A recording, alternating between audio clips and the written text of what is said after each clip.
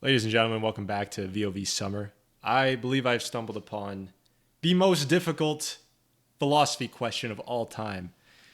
Now, everyone knows the trolley problem. We talked about the trolley problem on podcast with Evan Teddy, and that problem might be one of the best philosophy questions ever. At the same time, it is one of the most misleading philosophy questions ever.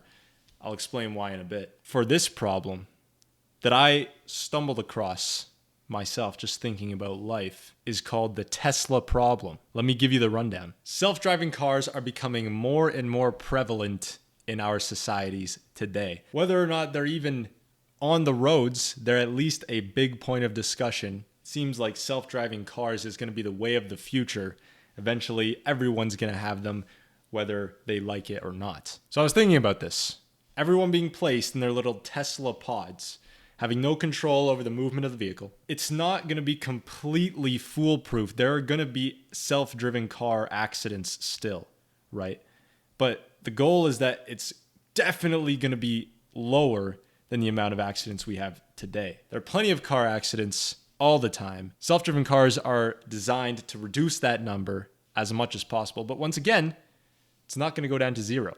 Some people are still going to get into car accidents in self-driven cars and die. So here's the question. Here's the problem. In society today where there are basically no self-driven cars, let's say that car accidents cause 500 deaths per year. Okay, example. We have the choice to make everything a self-driven car, a Tesla, okay? Teslafy the world. And in that case, we reduce deaths down to 100 per year. Okay, we're saving 400 lives per year. Now here's the problem. That group of 500 is at greater fault than the new group of 100 deaths we have dying from the self-driving cars. You're in a self-driving car, you get into an accident, 0% your fault. There's no blame there at all.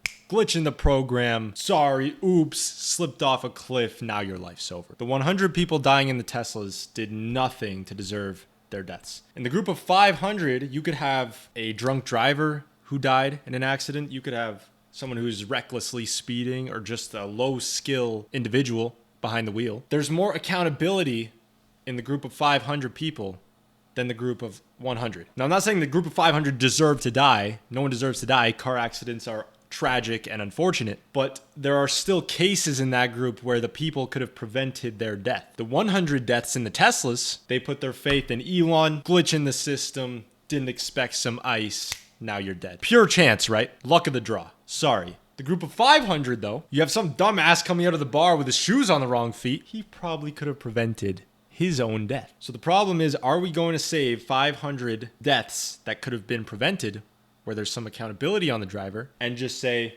everyone's got the same odds. Didn't matter if you're a safe driver, if you're an unsafe driver. We're just going to pick 100 names out of a hat and those are the people that are going to go. It's a very interesting question. Yes, we're saving lives. Decrease the number of deaths by 400 per year. But is it fair to those safe drivers whose odds of getting into an accident were far lower without the Teslas compared to that group of 500 who likely had more to do with them being in the accident? Now you might say, what about a drunk driver who kills someone else on the road? Yes, in the group of 500, there are some innocent deaths. Absolutely.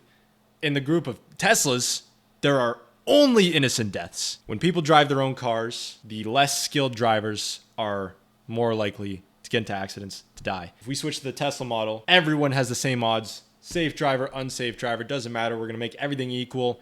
Luck of the draw, 100 names out of a hat. Those are the people that are going to die. Easy peasy. So that is the problem that we're facing. Are we going to save 500 people who on average had more to do with their accidents and completely randomize the casualties? Everyone's got the same chance, completely up to luck. Now, I thought about this problem when I was listening to the idea that the future could be possibly only self-driven cars. But this is literally the trolley problem. The trolley problem is actually one of the best philosophy questions that exists, but it's so poorly presented that it makes the question sound easy. When you hear a problem that says there are 5 people on a track, train's coming in to run them over, you can pull a lever, switch the direction of the train, and it's going to run over one person instead. That sounds very obvious. Yes, pull the lever, kill one person instead of 5, but that's assuming the 1 and the 5 are both equally innocent. Now, if you change the question to say, we took 6 people, said you need to tie yourselves to one of these 2 tracks. Track A has an 80% chance of a train coming. Track B has a 20% chance of a train coming. 5 idiots decide to go on track A. The one smart guy says, no, I know stats. I know basic numbers.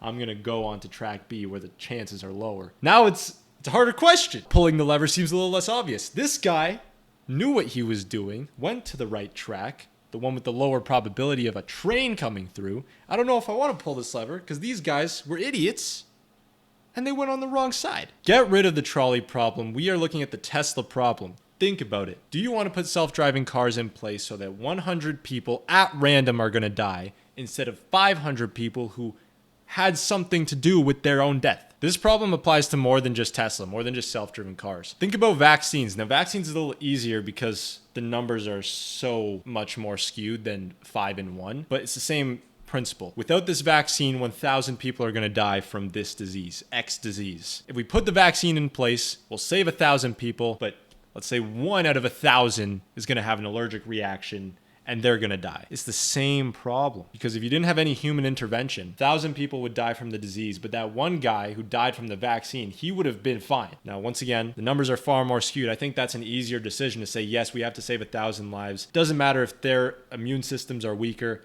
It's 1,001. This is a much easier decision, right? But with the Tesla 5 and 1, it's not as easy. So anyways, it's something to think about. What are your thoughts? Are you taking the Tesla society where it's 100 deaths at random? Or are you taking the everyone drives their own car society and 500 people are going to die? Very interesting question. Similar to the trolley problem, but the trolley problem, once again, is just so terribly presented that I thought I would give this alternative. So let me know, once again, let me know, what side are you taking? Follow the account on Instagram at Voices of Vic. Check out the podcast on Apple Podcasts and Spotify. Subscribe to the channel for more. Thank you for watching.